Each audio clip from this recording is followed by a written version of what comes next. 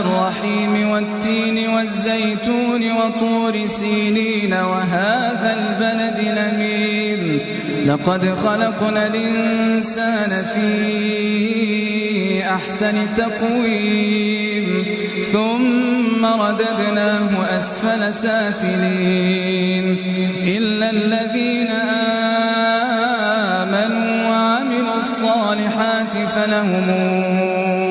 أجر غير ممنون فما يكذبك بعد بالدين أليس الله بأحكم الحاكمين بسم الله الرحمن الرحيم اقرأ باسم ربك الذي خلق خلق الإنسان من علق اقرأ وربك الأكرم الذي علم بالقلم علم الإنسان ما لم يعلم